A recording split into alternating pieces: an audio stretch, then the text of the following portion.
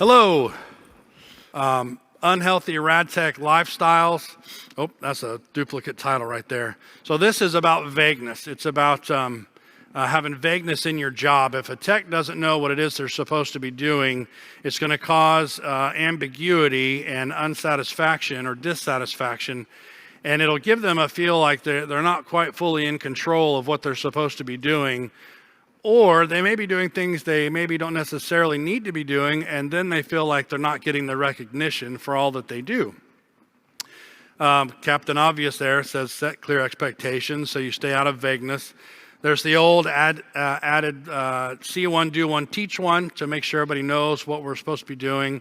You can rotate the lead position or a supervisor position or different types of positions within the department to give everybody a chance to walk in the shoes of another technologist, and then encourage them to learn more about the industry, whether it be magazines or Aunt Minnie or different things like that. And then you've got to kind of watch the proper training, and by that I mean, did they learn how to do the exams correctly from the schools that they came from? Hopefully you're able to hire students that did their clinical rotation at your location, but that's not always possible.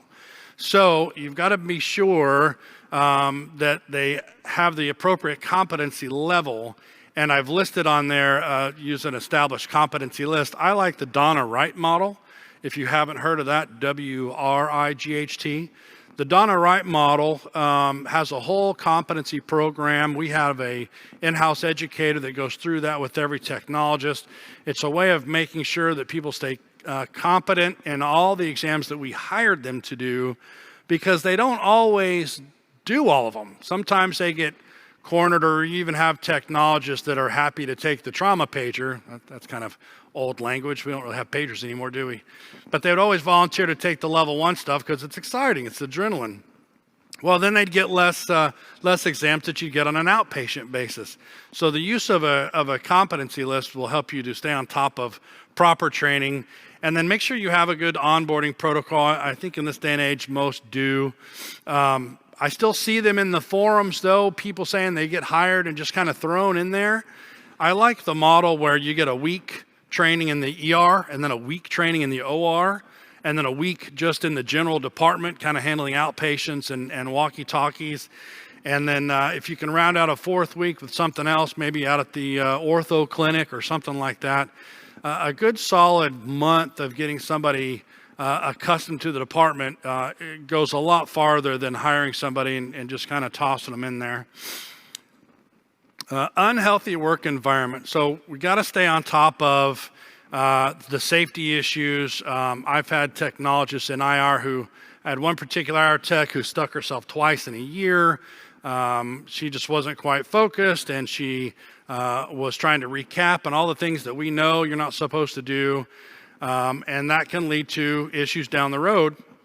So you got to stay on top of the work environment. I like to allow for timeouts. Well, we have to have timeouts now for quality control. Audible breaks are usually built into those. Encourage the techs to slow down. Make sure you have all your PPE, and I know that gets hard, especially last year when we didn't know what we were wearing from 1 minute to the next. But make sure you have all that situational awareness. We started doing mock labs. We had a lab built at our facility where they had really expensive mannequins that had blue and red liquid that would pulse through them that we could set up with IVs. They had heartbeats. They had a lot of the things that a patient would have. And we would set up mock labs with a radiologist and a nurse and a couple of techs, and we would run things like contrast reactions, things like that to give them the chance for some muscle memory, if you will, to experience a code or a contrast reaction without a real patient on the table. And it helped to work out some kinks, some bugs, maybe some radiologists who are a little too quiet when they should be leading the show, that kind of thing. So if you have the opportunity to use a mock lab, I highly encourage that. Personality traits are always going to be an issue. What I see a lot and saw in the forums and on the polls, you have your type A personality that as soon as an order is ready, we used to say as soon as it came off the printer, now it's on the screen. But somebody would grab it, go do it, sit back down, wait, another one comes up, grab it, go do it, sit back down.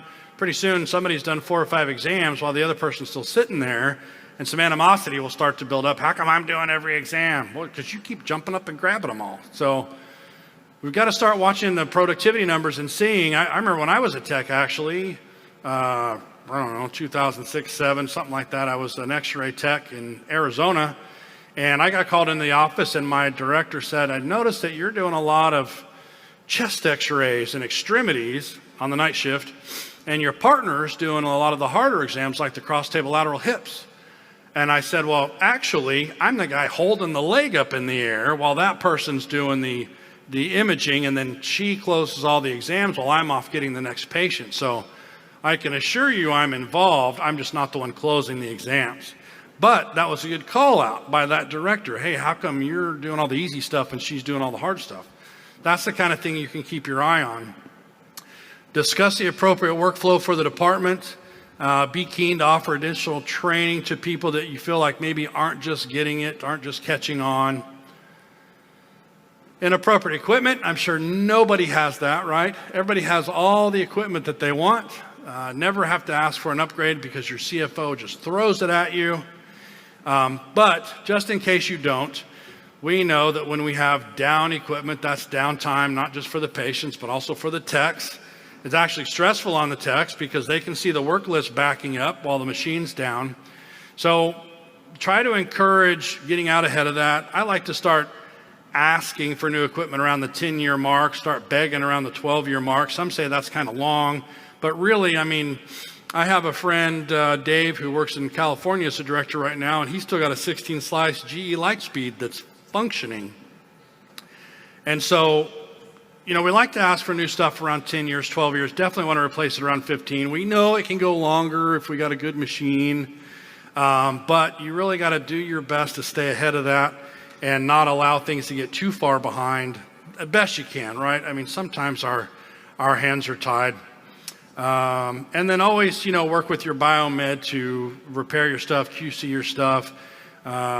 First call's great if your team can come in and take a look at stuff without having to wait for a vendor to come down.